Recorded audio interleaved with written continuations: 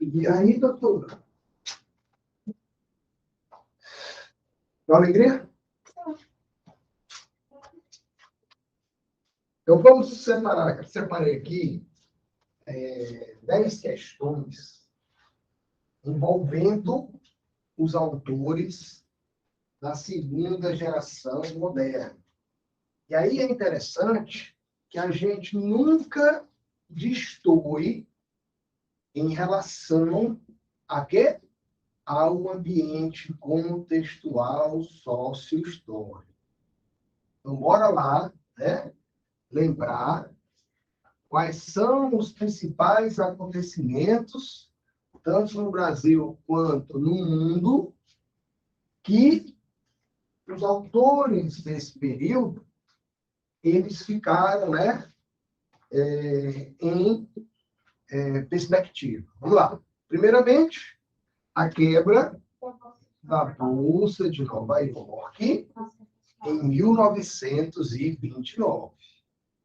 Então, quais são as consequências disso? Crise, falta de dinheiro. Crise financeira que se alastrou aí pelo mundo, principalmente aqueles mercados que tinham um maior contato financeiro com os Estados Unidos. E o Brasil era um desses, né? Era uma relação de igual para igual? Ainda hoje não é, né? Ainda hoje não é. Por quê? Porque a gente não tem autonomia para ganhar dos Estados Unidos. Nós não temos autonomia. Mas é interessante a gente analisar essa palavra. Autonomia em que sentido? A gente não tem... A gente é muito dependente dos coisas dos Estados Unidos, porque a gente só faz a base. A gente vende só a base para eles. Principalmente dependência financeiro-tecnológica, né? Ou seja, a gente fica com as coisas mais básicas, muitas vezes vende para eles essas coisas básicas, eles transformam com a tecnologia e vendem para nós com um preço muito mais caro. Então, esse pessoal, esses autores daquela época, eles ficaram nesse contexto aí, já, entre aspas, né? Por quê? Porque todos não, mas muitos deles tinham um perfil financeiro muito interessante, mas de um jeito ou de outro isso veio a afetar o Brasil de um modo geral. Além disso, o que foi que teve mais logo depois? A Segunda Guerra Mundial. Então vejam que o caos financeiro, econômico, social do mundo para o Brasil foi bastante evidente. Não bastasse isso, o que é que estava acontecendo aqui internamente? O Estado Novo. Ou seja, estávamos com dificuldades financeiras e também dificuldades em relação à nossa liberdade. Então, isso, juntamente com o quê? Com a grande seca, veio realmente a arruinar, e além do mais, com essa crise internacional, a nossa exportação de café, que até então era o nosso principal produto de exportação, teve a venda diminuída. Se teve a venda diminuída, automaticamente os preços também foram afetados.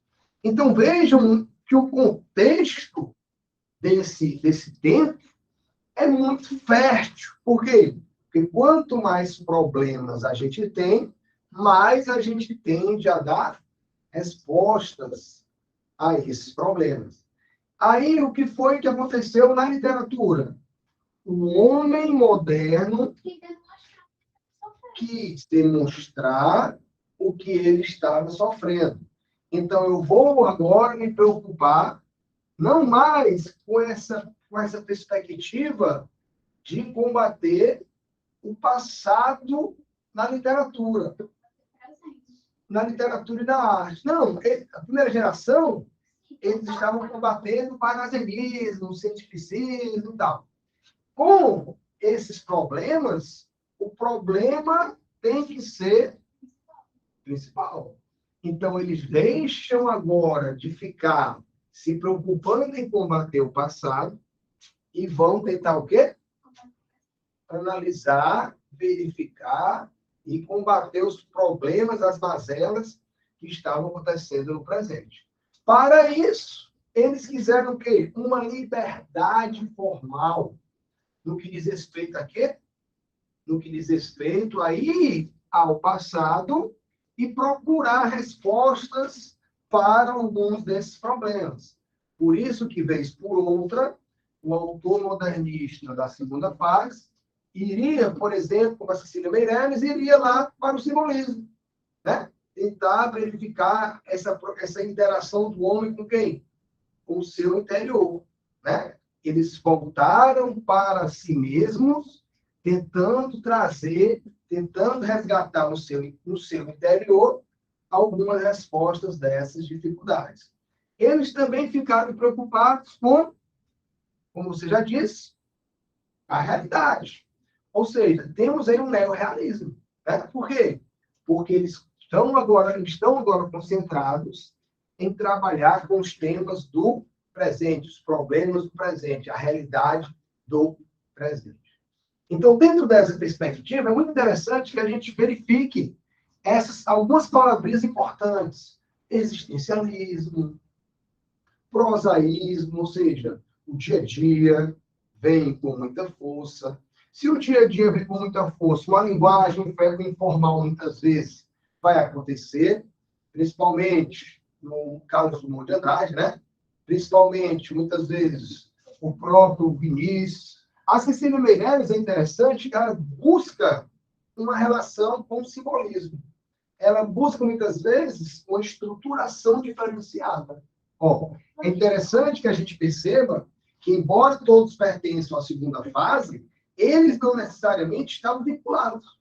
Por quê? Porque eles queriam essa liberdade. Por exemplo, Vinícius de Moraes, ele muitas vezes ia beber da fonte do simbolismo, outras vezes do parnasianismo, é tanto que ele fez muito soneto, né? Estruturação de soneto. Então, essas perspectivas, e a prosa veio com o que a prosa? Ela veio com o regionalismo, né? Tentando trazer à tona essa perspectiva individual do personagem sofredor, né? Ia buscar na alma, resgatar o íntimo. Então, essas palavras, minimalista, interior, expressividade, a gente vai encontrar bastante nessas tendências aí dos vestibulares. Aí foi o que eu fiz. Eu separei o seguinte, eu peguei 5 questões iniciais de vestibulares particulares, né? Entre eles a Unifor, etc. E as 5 últimas do Enem, né? Exatamente para a gente ver que mudam a linguagem aqui e acolá, mas, de um modo geral, a perspectiva é a mesma. Então, vamos lá comigo. Ó. Lamento do oficial por seu cavalo morto. Olha só. Nós merecemos a morte. Então, vejam que ela já começa aí, né? Com a tonalidade direta bem forte. Porque somos humanos. E a guerra é feita pelas nossas mãos. Então, a gente já vê aí, marca aí para mim, no TD, galera de casa também, marque aí, ó, que ela vai fazer referência à guerra, né? A guerra, Segunda Guerra, ó. Pela nossa cabeça embrulhada em séculos de sombra. Pessoal, essa embrulhada aí em séculos de sombra é o quê? É o homem meio que irracional. Ou seja, o homem que é racional vai fazer uma atitude totalmente irracional. Mais ou menos no esquema lá dos tempos das trevas, né? Da Idade Média. Vamos lá primeiro. Principalmente esse lance aí da Idade Média. Ó. Então, séculos de sombra. Vamos agora para o verso 5. Por nosso sangue estranho e instável, pelas ordens que trazemos por dentro, e ficam sem explicação. Galera, como é que eu vou explicar uma atitude tão irracional? Né? A atitude da guerra. Ela vai, criamos o fogo. Somos tão espetaculares de um jeito que a nossa mente pode produzir tudo que há de mais moderno, como o fogo foi naquele momento, como a velocidade foi naquele momento, como a alquimia, ó, os cálculos do gesto, embora sabendo que somos irmãos, temos até os átomos por cúmplices e que pecados de ciência pelo mar, pelas nuvens, pelos astros, que delírios em Deus, nossa imaginação. E aqui morreste. Ó, tua morte é a minha, que enganada recebes. Não te queixas, não pensas, não sabes. Indigno, reparar pelo meu, teu inofensivo coração. Então, inofensivo coração aí remete ao título, né? Que é de cavalo. O cavalo aí, galera, representando o quê? A consequência funesta da guerra, ou seja, a morte aí de seres que não tinham nada a ver com aquilo, né? Aí, animal encantado, melhor que todos nós, que tinhas tu com este mundo dos homens, ó. Ele está falando aí, como se estivesse humanizando o cavalo, né? Antropomorfizando o cavalo. Aprendias a vida plácida e pura, e entrelaçada em carne e sonho, que os teus olhos decifravam. Rei das planícies verdes, com rios trêmulos de relinchos, como vieste morrer por um que mata seus irmãos. Aí, galera, olha a indagação. Ó. Ou seja, isso é totalmente irracional, né? Um homem que consegue matar os seus irmãos e, por consequência, tudo que está à sua volta. Então, pessoal, vejam que ela faz aí uma reflexão, né? Ela faz uma reflexão das ações, o quê? Incompreensíveis do homem. O homem que, ao mesmo tempo, é tão genial, por quê? Porque consegue criar várias e várias e várias coisas, transformar o mundo, ao mesmo tempo ele é aquele ser racional que, por ganância, por outros modos, vai destruir tudo ao seu redor, que está aqui representado pelo cavalo, né? Está aqui representado pelo cavalo. Então, bora lá. Assinale a alternativa correta. Em consonância com as influências da vanguarda conhecida como futurismo, galera, o futurismo, ele tinha o quê? Uma idolatria ao futuro, à máquina, à guerra. Né? O futurismo, ele tinha essa perspectiva. Por quê? Porque para o homem poder olhar somente para o futuro, ele tinha que ser capaz de conquistar. Ele tinha que ser capaz de avançar. Somente avançando é que ele poderia definitivamente romper com a barreira do passado. Beleza? Aí vai, ó. O poema escrito por Cecília Meirelles é um manifesto favorável às guerras. Nada a ver, né? Não é nada aí favorável às guerras. Portanto, aí, letra A está equivocada. Letra B. O eu lírico assume no poema uma voz animalizada? Não, ele conversa, né? Ele humaniza, na verdade, o cavalo. Ele conversa com o cavalo. Portanto, a letra B está incorreta. C. Em Lamento Oficial por seu cavalo morto, o eu lírico toma consciência, ó. Então, marca isso aí. Marque para mim, circule para mim. Toma consciência das contradições. Galera, quais são as contradições? O homem, ao mesmo tempo sábio, se mostra muitas vezes irracional. Né? Fazer algo que destrói tudo aquilo, muitas vezes, em segundos, porque ele demorou séculos e séculos para para inventar, para fazer, né? Aí ele bota. E horrores das guerras, ao se deparar com a morte de um cavalo. Então, a morte desse cavalo é uma representatividade de tantos e tantos inocentes que morrem por culpa aí da missão dos homens. Provavelmente ocorrida em alguma batalha. Olha, quando ele bota provavelmente, ele chuta, né? Por quê? Porque o cavalo, ele é um animal utilizado muito nos confrontos, né? Principalmente os confrontos relacionados aqui, ó. Os confrontos embrulhados em séculos de sombra, né? Em que o homem utilizava o cavalo como componente de guerra. Portanto, o item C é um item fortíssimo, né? Bora ver o dele. Quanto à crítica ao belicismo, o poema se posiciona em uma situação de explícita ambiguidade, pois, da sua leitura, é impossível formar uma conclusão. Ela disse que a minha é horrível. Por que eu vou lutar com alguém que mata meus próprios irmãos? Exatamente. É uma conclusão que não falta aí, né? E letra E, Cecília Meirelles oculta qualquer traço de personalidade. Pelo contrário, né? O que ela mostra mais aí é a personalidade. Vou marcar aqui. Portanto, gabarito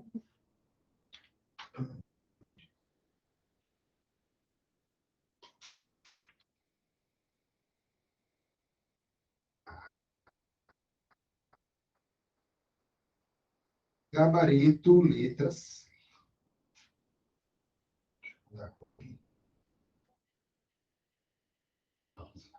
Gabarito. Ainda, pessoal, primeira questão, letra C, chegou agora. A segunda questão, ó, também faz referência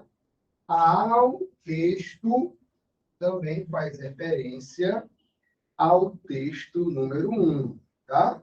Então, bora lá. Nós merecemos a morte, porque somos humanos. Questão 2, tá? Ajuda a estabelecer um contraste entre a inocência de um cavalo e a responsabilidade humana frente à guerra. Então, vejam que o cavalo vai representar o quê? A morte de alguém que não tinha nada a ver com aquilo. Porém, isso é causado, né, pelo homem. Então, responsabilização humana frente à guerra. Então, o item A já é muito forte, mas vamos ver o resto. O verso, embora sabendo que somos irmãos, pode ser interpretado como homens e animais compartilham a mesma essência. Não, pessoal, ele está falando de homem para homem, né? Portanto, aí, continua sendo a letra A. C. Em Rei das Planícies Verdes, com rios trêmulos de relíquio, identifica-se a construção de um tom paródico e da busca por um efeito humorístico. Uma coisa que não tinha, né? Nessa geração era o humor, bastante frequente na primeira geração. D. Então, bote, galera, humor, característica da primeira geração.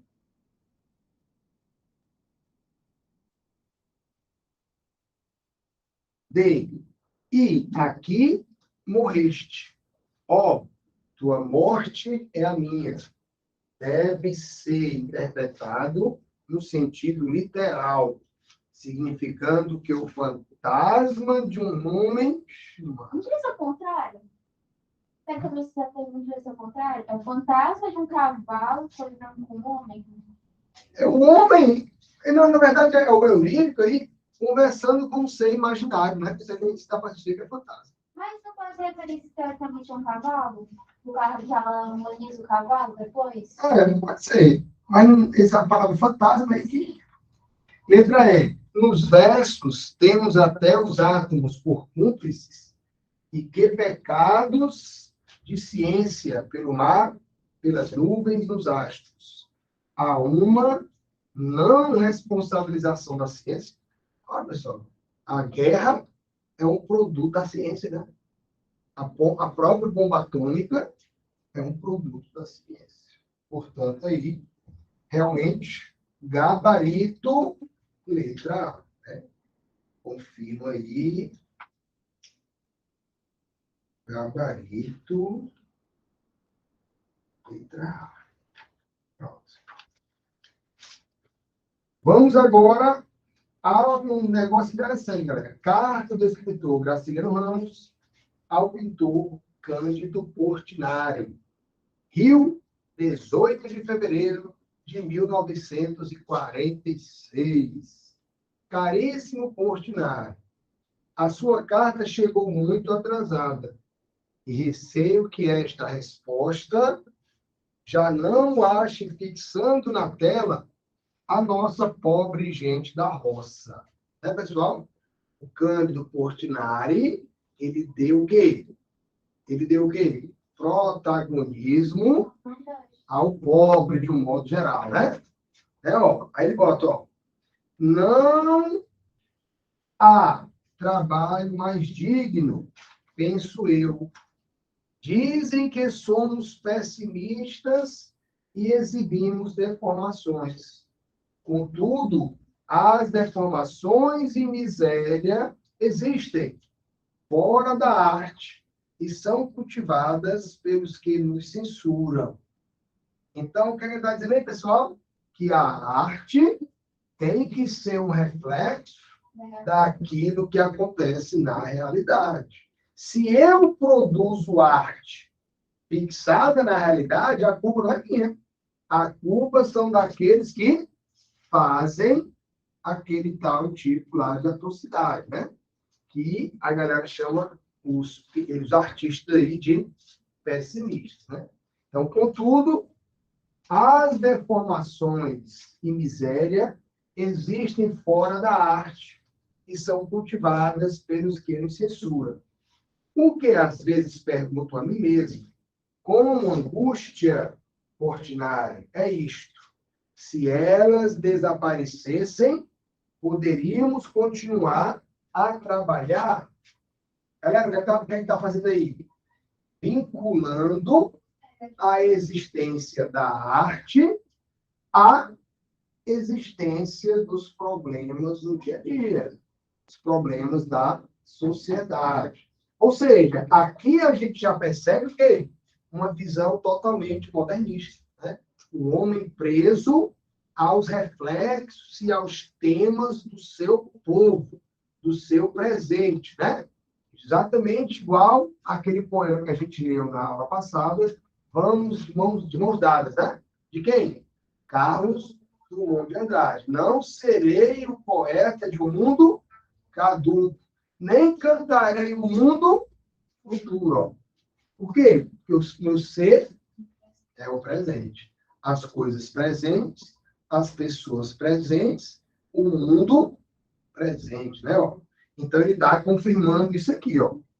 Desejamos realmente que elas desapareçam ou seremos também os exploradores, tão perversos como os outros.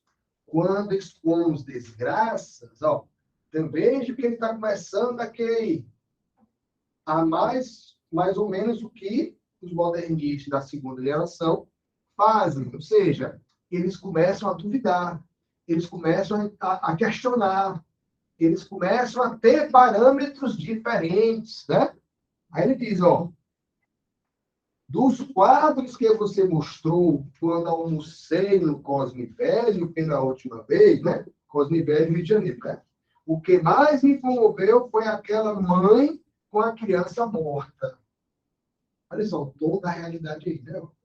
Sair de sua casa com um pensamento horrível numa sociedade sem classes e sem miséria, seria possível fazer-se aquilo? Numa vida tranquila e feliz, que espécie de arte surgiria? Ó. Então, veja o que ele está aí questionando a própria arte. Ou seja, a minha arte, a sua arte, ela vive da desgraça do povo. Por quê?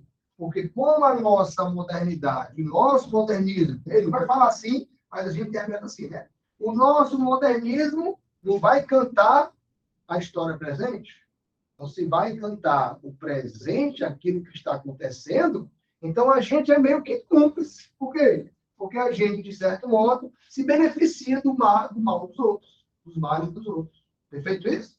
Aí ele vai, eu parei em qual verso aí? 18, né?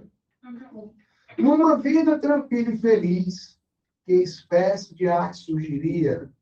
Chego a pensar que faríamos cromos, angios cor-de-rosa, e isto me horroriza. Galera, anjinho cor-de-rosa é a arte não estreita com a realidade. É a arte da fantasia, né? E ele já disse que isso o horroriza. Ó. Finalmente, a dor sempre... Ó, a dor... Felizmente, a dor existirá sempre. Ó, veja que o felizmente dele aí é em relação à arte, né? Ó, felizmente, a dor existirá sempre. A nossa velha amiga, nada a suprimirá. E seríamos ingratos se desejássemos a supressão dela, não lhe parece?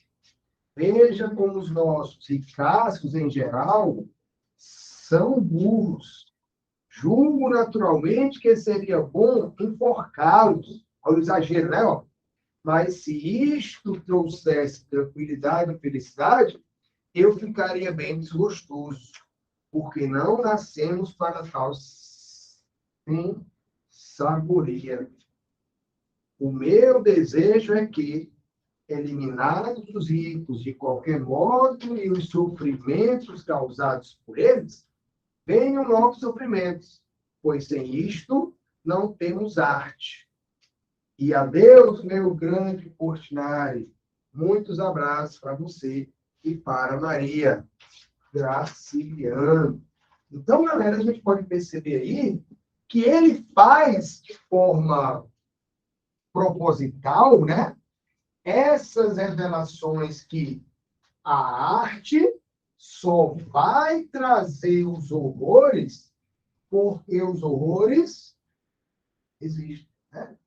Que as pessoas praticam ações horríveis todos os dias e isso não vai acabar.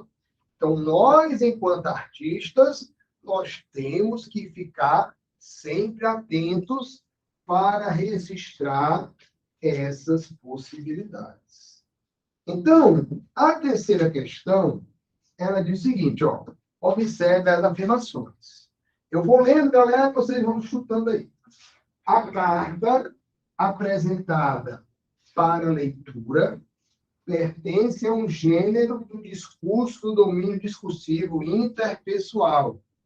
Por isso, prevê, em sua própria elaboração, uma interlocução entre emissor e destinatário com papéis bem definidos. Então é legal, né? Bora ver. 2. A carta apresentada para leitura é classificada como um discurso aberto? Não. Carta aberta, que é aberta, né? O nome já diz. Carta pessoal, não está dizendo, né? É carta fechada. Carta aberta é quando ele não destina para ninguém. É quando ele... Essa tem que quando é tipo, vamos supor, os cidadãos de Fortaleza estão fazendo uma carta para o prefeito. Acontece alguma coisa na sociedade, e aí eu, no lugar de escrever para ti, eu vou escrever para a sociedade, vou endereçar a alguém conhecido, uma instituição, prefeitura, algum prefeito. Fica aberta a todos. Exatamente, para todo mundo saber o que é que eu estou pensando. Porque ele foi escrita por ele, só que ele fala como se estivesse falando para todos os brasileiros. Não sei se ele tinha realmente Essa intenção. né? Mas é mais característico. No primeiro item, quando ele fala assim, é uma interlocução entre emissor e destinatário, por que fica bem definido, sendo que é só o emissor que está falando? Mas ele não é um Portinari? Ele fala várias vezes no texto. Cara, Portinari. Rio Portinari, seu quadro. Ele levanta aí o interruptor, né? Diz até pro final. Meu grande Portinari, um abraço a você e a Maria, que teoricamente é a esposa dele. Esposa dele. De quem ele é bem íntimo, né? Frequenta a casa. Na carta apresentada para leitura. Não, galera, a 2 já sabemos que está falsa, né? Se a 2 está falsa, elimina o quê? É a letra B, só tem menos 2 itens. Elimina a A, elimina a C, elimina a D. Ó, já fizemos, né? Portanto, aí, gabarito, letra B de bola. B de bola. Show.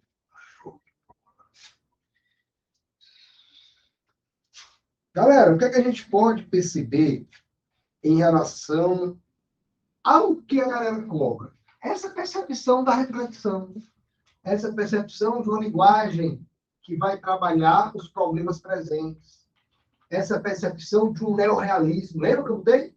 Neorrealismo, né, galera? Então, a galera tem casa também, vai ver depois e tal, dê uma olhada naquele TD da aula passada. Por quê? Porque muitas coisas que estão lá vão antecipar várias questões aqui, só pelas características do modernismo. Bora lá. Não serei, ó, o poeta de um mundo caduco. Vamos dados aí, né? Também não cantarei o mundo futuro, ó, uniforme. Estou presa à vida e olho meus companheiros. Estão taciturnos, mas nutrem grandes esperanças. Entre eles, considero a enorme realidade. Então, galera, a gente vai perceber que a Unifor, né, ela vai buscar da gente esse tipo de expectativa. Ou seja, qual é a visão que nós temos, tanto da interpretação do texto que está aqui, mas aliado que, com os nossos conhecimentos em relação à literatura. Por quê, galera? Porque a literatura nos ajuda a ler melhor. Esse é o serviço da literatura.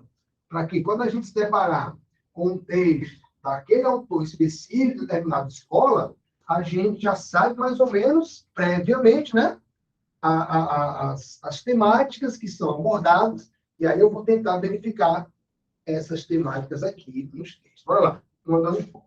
Os versos acima do poema Mãos Dadas, de Carlos Drummond de Andrade, prendem-se a uma fase de sua poesia na qual o poeta mineiro A. Promovendo um balanço crítico de sua poesia, aventura-se em novas formas poéticas de caráter experimental. E aí? Ele faz um balanço crítico da sua própria poesia. B. Influenciado diretamente por Oswald de Andrade. Olha, a segunda geração aí teve uma estruturação temática totalmente diferente, né? Oswald de Andrade, pessoal, é o quê? O Brasil e o quê? Movimento antropofágico. Anote aí, para não esquecer. Né? Qual é o livro dele? Marcos de Andrade e Marcos Marinho. Aquele do Miramar, Espírito de Miramar. Não, Miramar. Eu esqueci. Miramar. É Miramar, não sei o que é Miramar. Ainda tem esse dela. Você vai ter. Eu não vi. 8 horas. C. Relativizando a ironia que caracterizava momentos anteriores, escreve poemas de cunho político-social. Galera, o pessoal da segunda fase, eles escreveram poemas de cunho político-social? Sim, né? Totalmente. Eles não eram presos aos problemas do presente? Sim. Né? É a das gerações que mais. É assim, depois deles, a galera, todo mundo Tem, de um modo Mas geral. a terceira fase é mais uma questão mais introspectiva, né? Mas não dá para definir que é só matemática. Não, uma inovação. É, Por exemplo. pode ser. Mas a introspecção também é deles. Eles já começaram com isso aí. Então, bora lá. Então, ó, eles relativizam a ironia de momentos anteriores? Sim. Né? Por quê? Porque eu vou agora me preocupar com o momento presente. Então, o item C é forte. Agora, meus outros. Desiludido com os rumos do mundo contemporâneo, recolhe-se à intimidade e passa a refletir sobre o absurdo da existência. Galera, quem que passa a refletir sobre o absurdo da existência? A Cecília Meirelles. Né? Cecília Meirelles, ela é pesada disso aí. A gente vai ver já o texto dela que fala sobre isso. Já na casa dos 70 anos, entrega seu memorialismo. Portanto, gabarito aí, letra C. Show?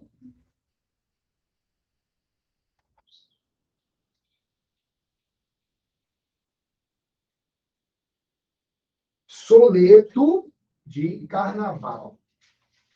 Distante o meu amor se me afigura. O amor como um patético tormento. Ó, veja que o amor aí está fazendo mal, né? Patético tormento, ó. Pensar nele é morrer de desventura, ó. Não pensar é matar no pensamento. Aí, pessoal. Ou seja, o que é que ele já está dizendo aí, pessoal? O duplo sentimento que traz o amor. Felicidade, ao mesmo tempo, sofrimento. Né? Ó, seu mais doce desejo se amargura. Todo instante perdido é um sofrimento. Cada beijo lembrado, uma tortura. Um ciúme do próprio si mesmo. E vivemos partindo, ela de mim e eu dela, enquanto breves vão-se os anos, para a grande partida que há no fim. De toda a vida e todo o amor humanos, mais tranquila ela sabe, e eu sei tranquilo, que se um fica, o outro parte a redimir. Pessoal, vamos lá comigo. Qual é a consciência da poética do Vinícius de Moraes em relação ao amor?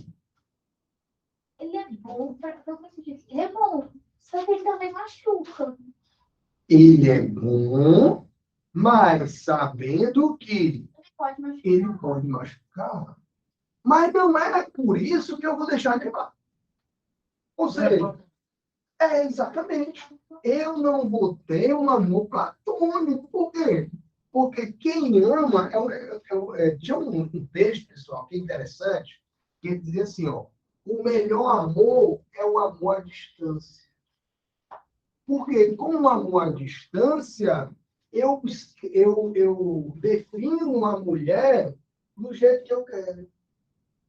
Com o amor à distância, eu vou caracterizar o meu par do jeito que eu achar mais adequado. À medida que eu vou me aproximando, automaticamente eu vou tomando conta dos defeitos. Né? Olha que interessante, ó. Eu vou tomando conta dos defeitos. Ó.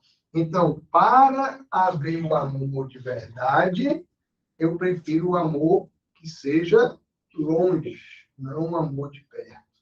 Então, ele trabalha aqui uma certa concepção que, ó, eu vou me doar ao máximo enquanto o amor existir.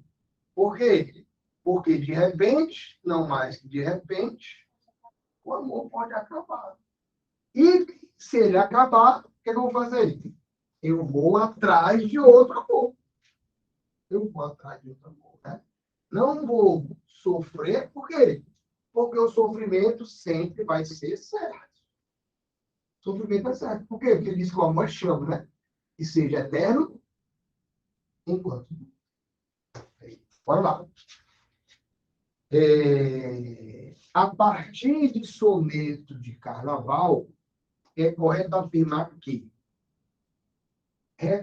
revela um amor platonizante e transcendente, adotando um tom herdado da poesia palaciana, como ele.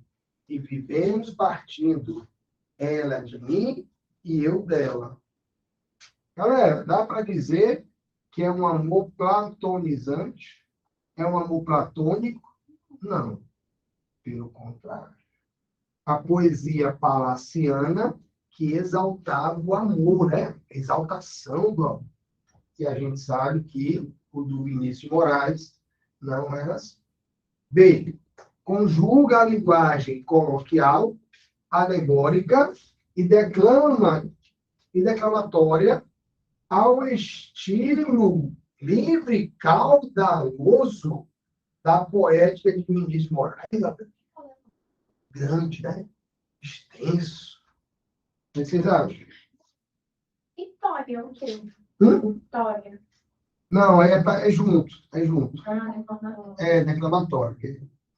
O famoso delete, né? Na hora de passar do PDF para o Word. Olha lá. Segue o molde da estética camuniana, valorizando a sonoridade e explorando as rimas em detrimento da temática. Mas nem parnasianismo, né? Só seguiu o padrão soneto. Sim, tem um sistema de rimas igual ao soneto, mas Mas não é importante. a ideia é o que é importante do modernismo. D. Apresenta um amor cotidiano, realista, sujeito às mudanças que são impostas pelo tempo, principalmente, né? Esse perverso tempo, né, galera? Portanto, aí, gabarito, letra D.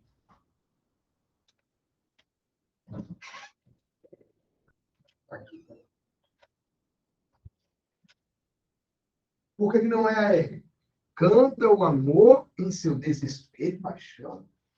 Como é mais tranquila, ela sabe, e eu sei tranquilo, que se um fica, o outro parte a redimir.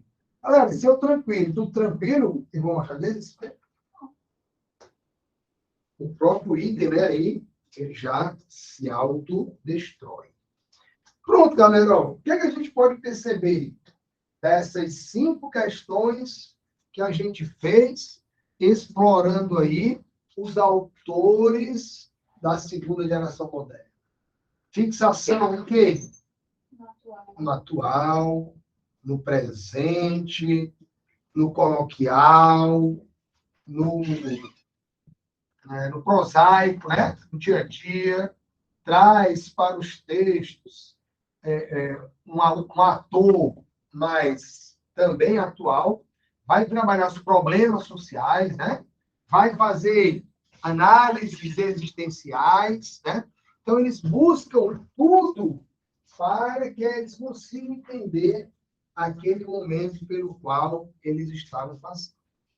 Então, bora ver agora uma do Enem, né? Uma do Enem.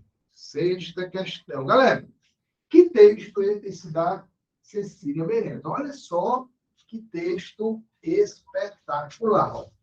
Cântico 6. Tu tens um medo de acabar. Galera, se tu tens um medo de acabar, esse acabar significa o quê? A morte, né? Ó, olha aqui, ó. Que texto fantástico esse da Cecília Meirelles, do Enem de 2015, ó. Cântico 6. Vou repetir aqui porque tu não perdeu o... Tu tens um medo de acabar.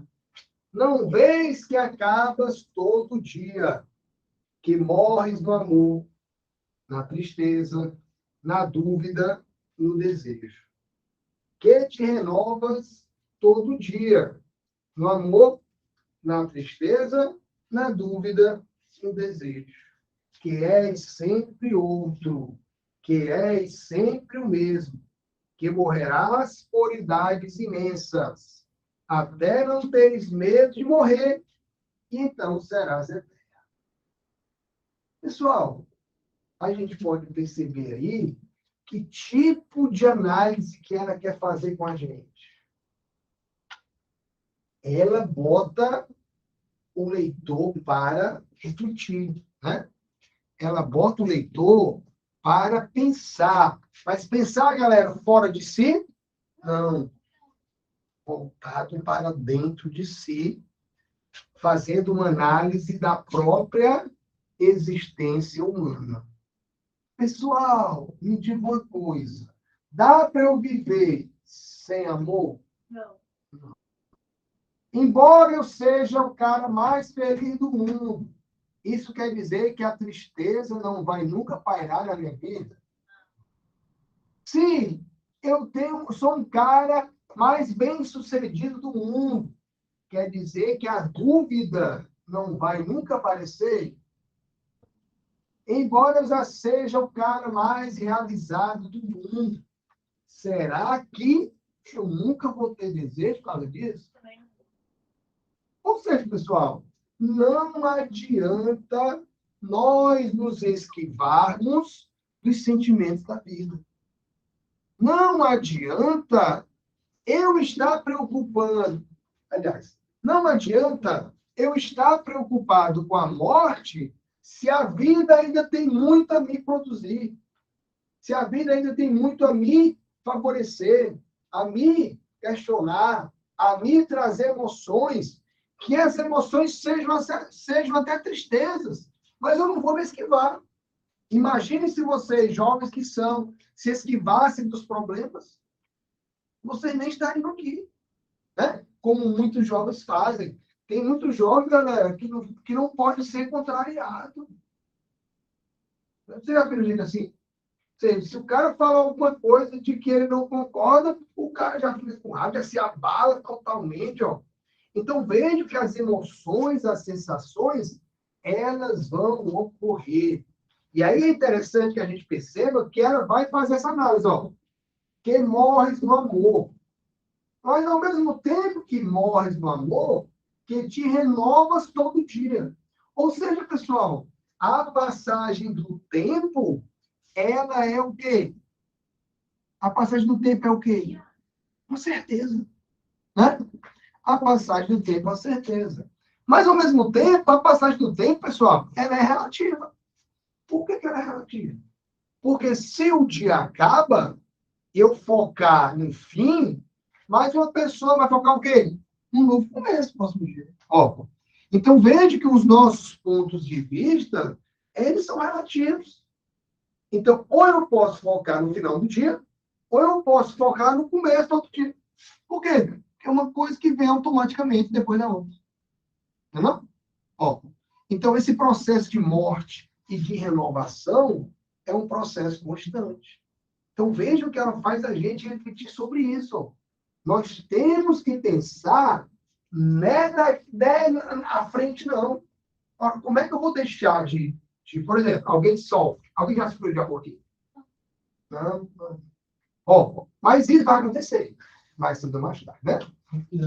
Mas vai acontecer, não tem como. Mais, menos ou mais, tá? Mas sempre você vai ficar parte de algo. Mas aí, o que acontece? Você, por causa disso, porque alguém, por exemplo, traiu a sua confiança, ou alguém acabou no momento que você jamais esperaria, aí você vai ficar afundado eternamente naquele processo? Não. Uma coisa, galera, que eu sempre digo. Existem muitas pessoas maravilhosas que a gente nunca viu, que a gente nunca conheceu. Né? Então, essa perspectiva que a gente tem que trazer. Ó. É isso que ela está falando aqui. Ó. Não vês que acabas todo dia quando você tem medo de viver. Cara. Quem tem medo de viver não vive. Quem tem medo de amar com medo de sofrer, nunca vai saber o que é o amor de verdade. Tem gente que diz assim, né? Não, eu não quero nada com ninguém. Eu passei sofrendo, eu confio mais em ninguém na minha vida. Ou seja, está botando em um exemplo um sofrimento eterno, como se fosse. Né? Aí ela vai dizer aqui, ó. Que és sempre outro, que és sempre o mesmo. Ó, eu posso escolher ser sempre o outro ou ser sempre o mesmo. Que morrerás por idades imensas. Aí, galera, ó, importante agora, ó. Até não teres medo de morrer. Quando você não tem medo de morrer, você será eterno. Por quê, pessoal? O que a gente pode refletir sobre isso? Qual a interpretação que a gente pode ter? Porque eu só vou realizar alguma coisa se eu me apegar à vida e não à morte. Tem muita gente que diz assim, né? Cara, se mata de trabalhar, vai deixar isso para. Vai levar isso para o caixão. Sei lá. O caixão só tem uma gaveta, né? Ou seja, para mim, se aqui o cara curte fazer aquilo, que ele faz. Porque porque a galera tem a mania de achar que só pode haver um valor na vida. Por isso que ninguém pode contestar ninguém. Por isso que ninguém, galera, muitas vezes, pode achar que alguém, só porque não pensa igual a nós, esse alguém é burro, é não sei o quê. Ou seja, existem várias e várias perspectivas. Vamos analisar aqui, pessoal. Temos uma aula, vocês três estão aqui. A sala não poderia estar lotada? Mas eu pergunto, todo mundo, embora eu acredite que vocês três estejam certos, mas eu pergunto, é obrigado a todo mundo querer ser estudioso universitário? Não. É como eu digo, ó, ninguém é obrigado a ser o Pelé, não. Ninguém é obrigado a ser um Messi, não. Vão existir vários Messi, vários Pelés. Mas nem todo mundo quer ser. Ou seja, que um se mata para ganhar dinheiro, olha para a conta e vê 200 milhões, sei lá, aquilo vai fazer a ele. Mas se eu não dou, eu não vou contestar. Agora, eu não quero que ele me faça pensar igual a ele. Né? Isso está acontecendo muitas vezes, né? As pessoas não conseguem mais dialogar. Porque quer impor para outra pessoa o seu modo de pensar. Então, meu amigo, ela faz aqui uma reflexão aqui formidável em relação a isso. Ó. Olha só, galera, de novo. Ó. Até que é sempre o outro, que é sempre o mesmo. Ó. Agora, que morrerás por idades imensas. Ou seja, a morte vai vir. Né? Até não teres medo de morrer. E então, serás eterno. Pesadíssimo isso aqui, ó. E então, serás eterno. Galera, espetacular. É por isso que a gente ainda hoje está aqui falando. É como ela disse na passada, lembra?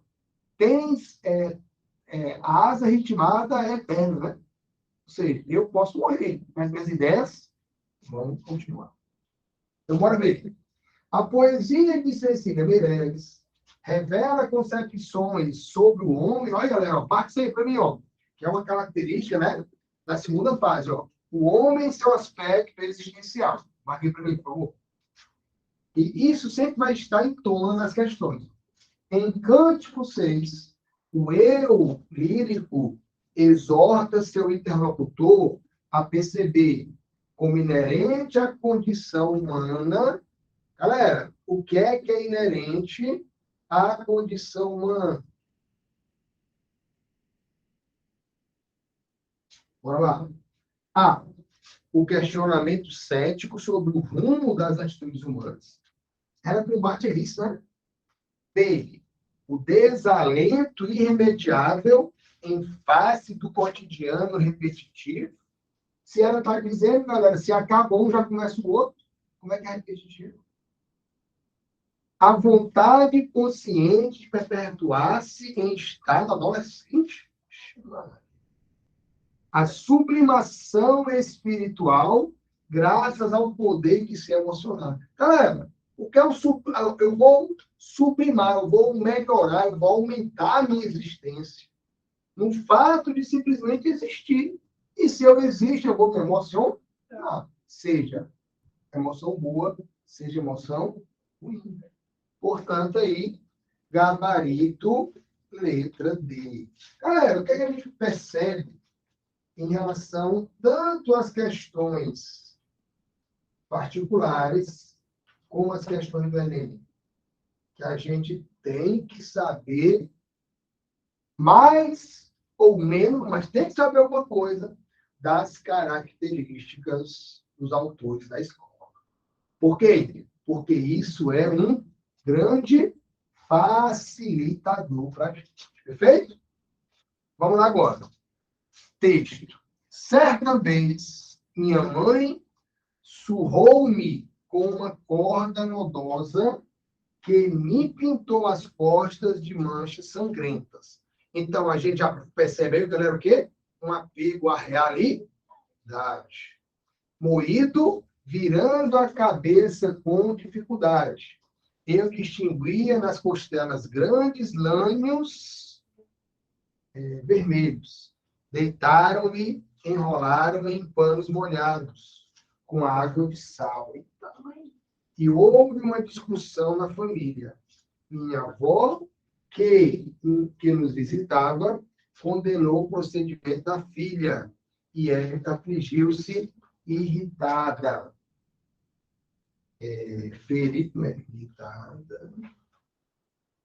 Ferira-me à toa, sem querer. Não guardei ódio à minha mãe. O culpado era o nó. Ou seja, pessoal, vejam vocês que isso bota também a gente para refletir. Então, antigamente, como a criação era totalmente diferente de hoje, embora ele tenha levado uma surra, ele não levava para o lado pessoal. Por quê? Porque ele achava que tinha que ter respeito em relação à sua mãe. Ele jamais iria ficar com ódio da mãe dele por ela ter feito aí uma ação equivocada. Mas veja que em nenhum momento ele contesta o poder da mãe.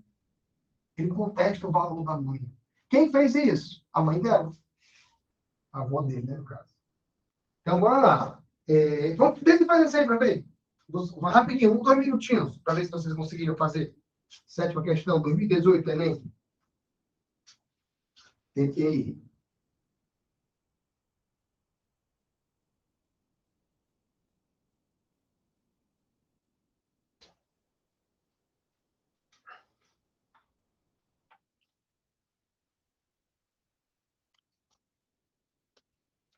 Galera que está em casa, viu? Depois tem que fazer primeiro.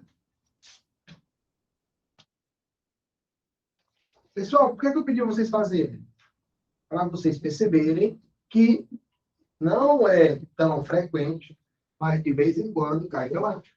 Né? Não, mais uma vez, ó, não daquele jeito que caía antes, pedindo se alguém adverte, é sujeito. Mas ele pede para você analisar essas características gramaticais dentro do texto. Então, bora lá. Vamos lá.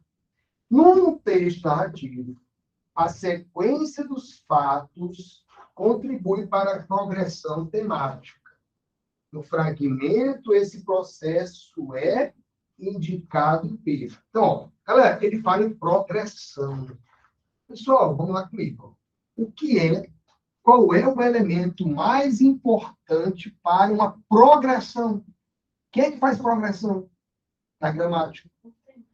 O tempo. E quem é que faz o tempo? O verbo. Exatamente. Ó. Então, vejam que quando a gente reflete sobre os nossos próprios conhecimentos, a gente acha a resposta. É porque muitas vezes, na hora do Enem, por exemplo, ele vai cansado que não faz essa reflexão. Ó, veja que vocês mesmos já chegaram à resolução. Quem é que faz a progressão? Quem progride tem. E quem é que é responsável pelo tempo?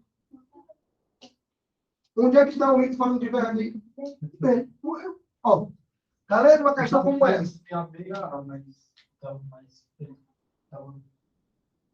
Mais intenção de uma Me diz uma coisa. Se eu mudo a pessoa, mas mantenho o verbo assim, parado, eu tenho progressão? É tanto que quando é descrição, por exemplo, ela descreve demais, eu falo das pessoas, mas o tempo não evolui. Por quê? Porque eu quero caracterizar. Sim, é tipo como se fosse um momento do pensamento dele, caracterizando. Ó, fulano A está com a blusa do Ceará, fulano B está com a blusa de floresta, fulano C.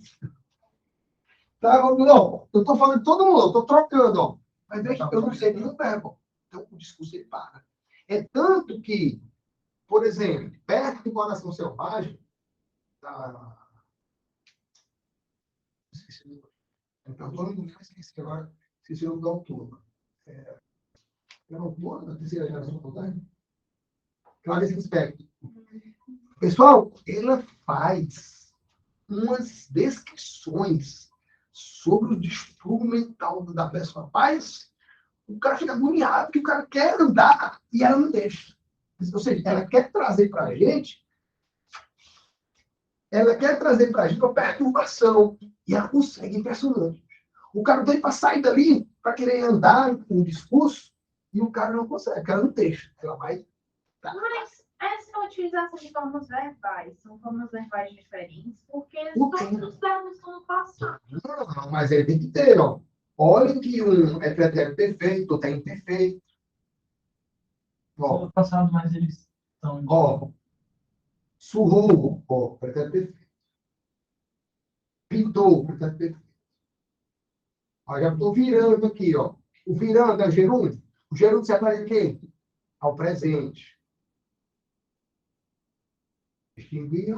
Deitaram-me, enrolaram-me. Ouve. Ouve, ó. É presente. Ó. E houve uma discussão na família. Visitava. Visitava, pretérito perfeito. Condenando. Beleza? Então, aí mas não tem jeito. Se falar de progressão, tem que ser relacionado a ela. Portanto, letra B de bola.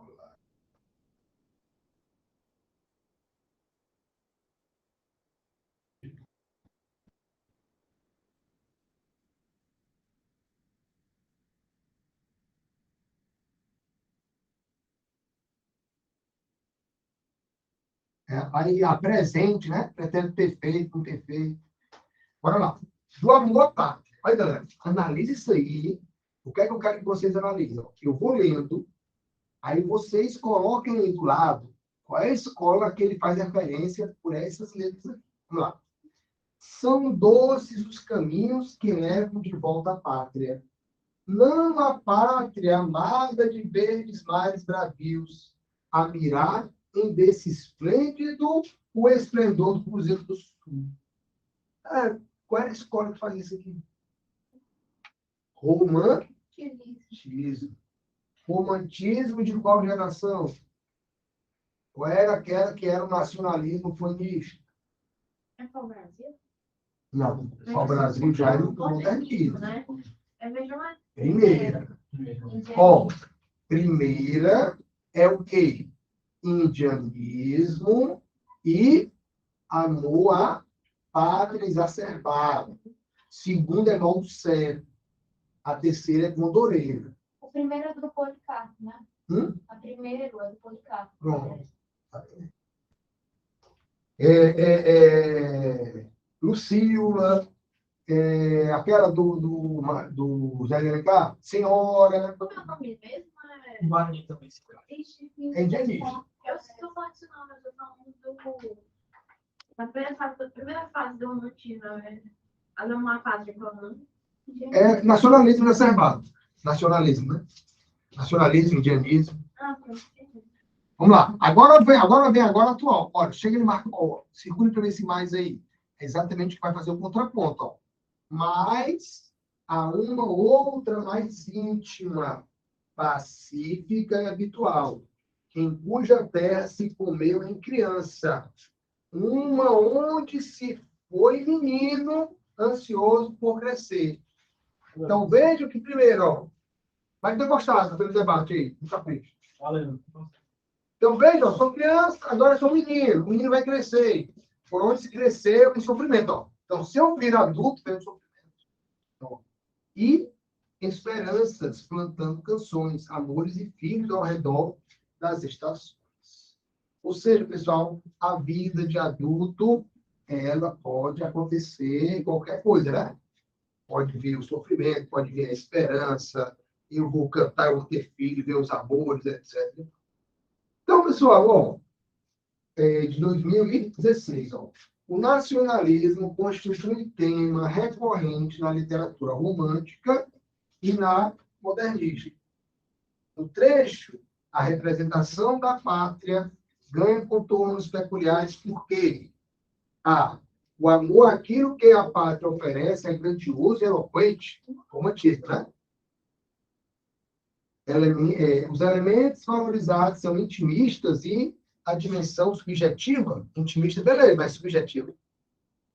Para ver, o olhar sobre a pátria é ingênuo. A natureza é determinante na percepção do valor da pátria. Natureza. Patriotismo literário, não. Só pode ser o quê, galera? Letra B, né? Os elementos valorizados são intimistas e dimensão subjetiva, ou seja, de cada um, né?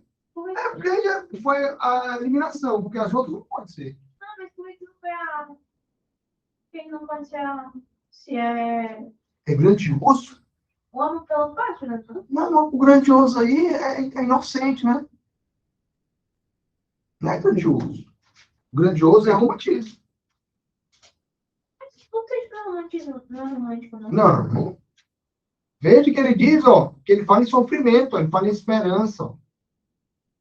Ó, crescendo em sofrimentos e esperanças, plantando, ou seja, a vida vivida, né? A vida do dia a dia. Com as decepções, com os amores, com as canções, com os filhos, com o passar do tempo. Beleza?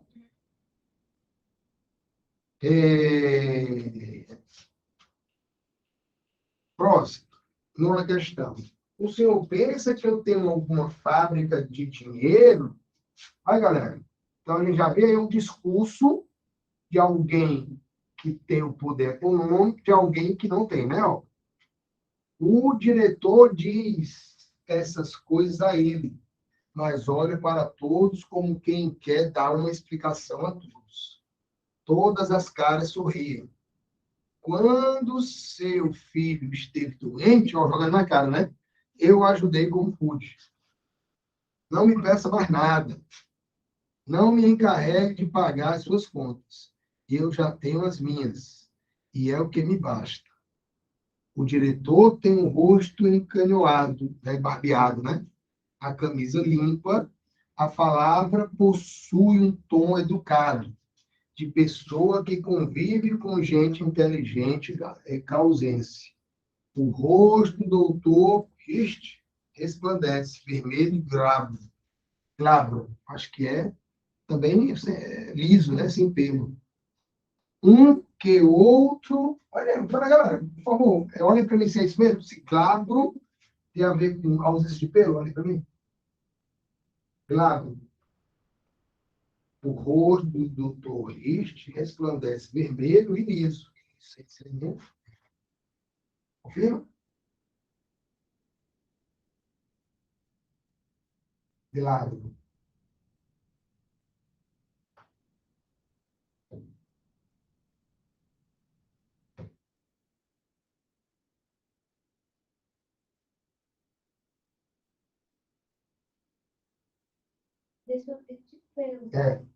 Isso mesmo. Desprovido de pelo. Então, um cara lisa, né? Belezinho, então. Um que outro tem os olhos no chão.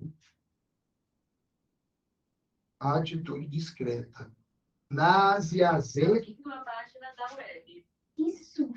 Naziazenta espera que ele lhe dê as costas. Vá reatar a palestra interrompida. Aquelas observações sobre a questão social, comunismo e integralismo. Ou seja, pessoal, não tem coragem de falar na frente, né? Espera que... Ou seja, aí um processo de submissão. Bora lá. Enem aí, qual é, galera? 2020.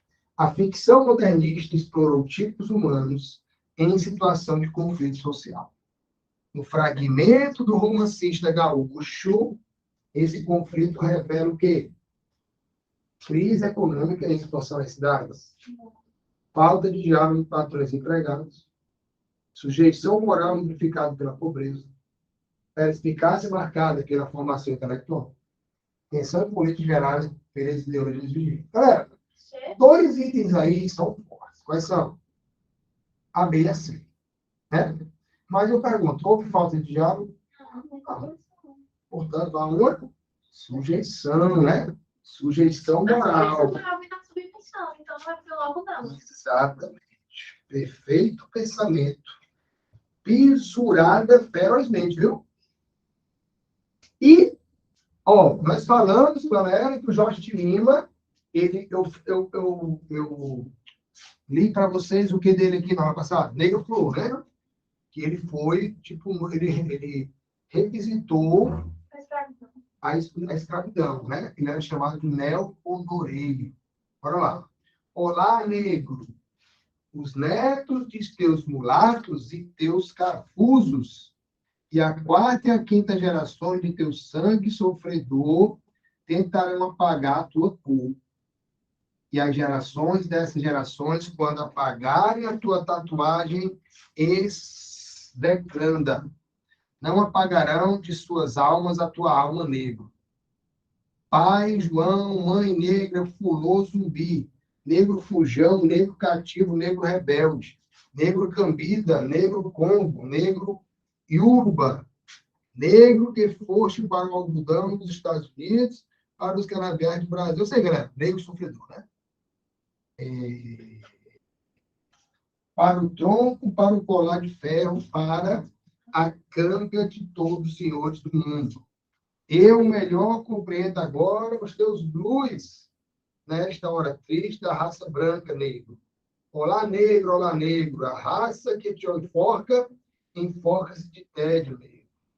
Então, vejo que ele realmente trouxe, né, essa linguagem aí, essa visão social e escolheu a temática negra como ninguém nessa segunda geração moderna.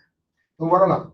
O conflito de gerações e de grupos étnicos reproduz a visão do eu lírico um contexto social assinalado por a superação dos costumes antigos. Superação, pessoal? B. Nivelamento social de descendentes de escravos e de senhores pela condição da pobreza.